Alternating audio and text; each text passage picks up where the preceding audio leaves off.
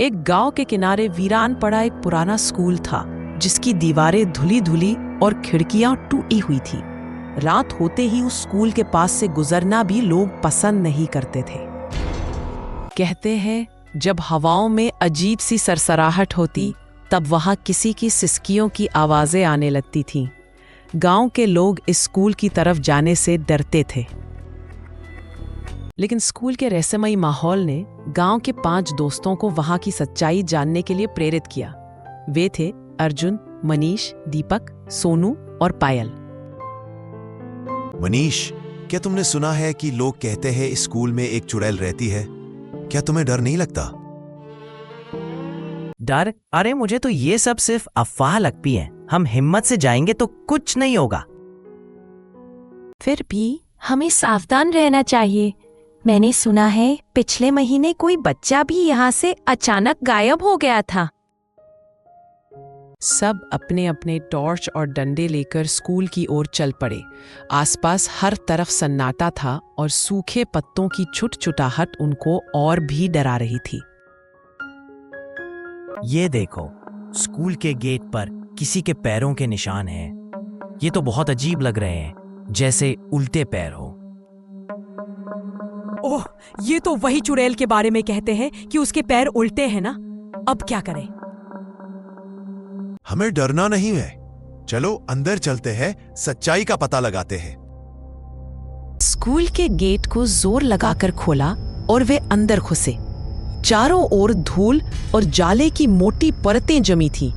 अचानक सामने की खिड़की से एक सफेद साया झलक गया। देखो, वो क्या था? कोई औरत थी शायद। उसका चेहरा तो दिखा ही नहीं ठीक से। सबके दिलों की धड़कन तेज हो गई। वे दबे पांव उस सफेद साए की ओर बढ़े।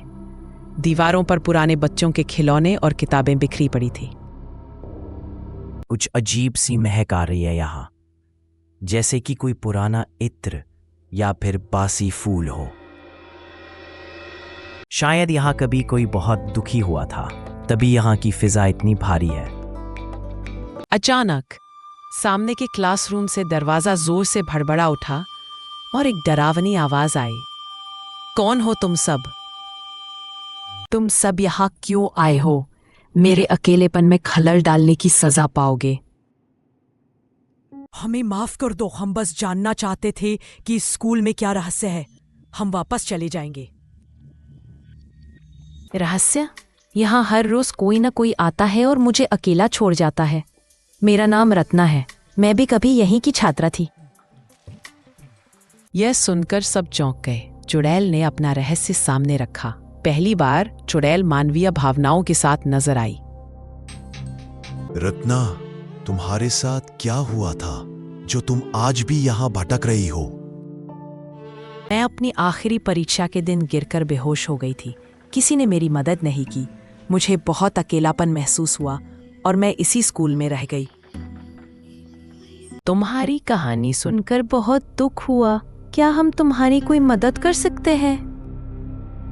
मैं चाहती हूँ कि कोई मुझे दोस्त की तरह समझे, डर के बिना मुझसे बात करे और मेरी आत्मा को शांति मिले। अगर हम सब मिलकर तुम्हारे लिए प्रार्थना करें या यहाँ की रूखी आत्मा को आगे बढ़ने का रास्ता दिखाएं, तो शायद तुम्हें शांति मिल सकती है। हमें मिलकर स्कूल में एक छोटी पूजा करनी चाहिए, जिससे तुम्हारी आत्मा को मुक्ति मिले। अगर तुम ऐसा कर सको तो मैं हमेशा तुम्हारी आभारी रहूंगी और इस स्कूल में अब कोई डर नहीं रहेगा। अगले दिन बच्चे गांव के पंडित से मिलकर स्कूल में पूजा करवाते हैं। गांव वाले भी डर भूलकर पूजा में शामिल होते हैं। रत्ना, अब हम सब यहाँ तुम्हें याद करते रहेंगे। तुम्हें डर कर अकेला नहीं छोड़ेंगे। धन्यवाद। अब मुझे शांति मिली है। ये स्कूल अब कभी वीरान नहीं रहेगा। पूजा के बाद स्कूल में सकारात्मक ऊर्जा भर गई और अब कोई डरावनी आवाजें नहीं आती थीं। गांव के बच्चे खुशी खुशी वहां पढ़ने लगे। अब यहाँ आना अच्छा लगने लगा है। रत्ना की आत्मा को शांति मिली और हम सभी ने दोस्ती का असली मतलब समझा। जैसे ही सब कुछ सामान्य हुआ, तभी दीपक को स्कूल के तहखाने में एक पुराना बक्सा मिला जिसमें अनजाने दस्तावेज और पत्र छुपे थे। अरे ये बक्सा देखो, इसमें शायद रत्ना के परिवार के बारे में कुछ छुपा है। क्या हमें इसे गांव के मुखिया को देना चाहिए? हाँ, चलो मुखिया को देते हैं। हो सकता है इससे और कोई रहस्य खुल जाए जिसे जानना जरूरी है।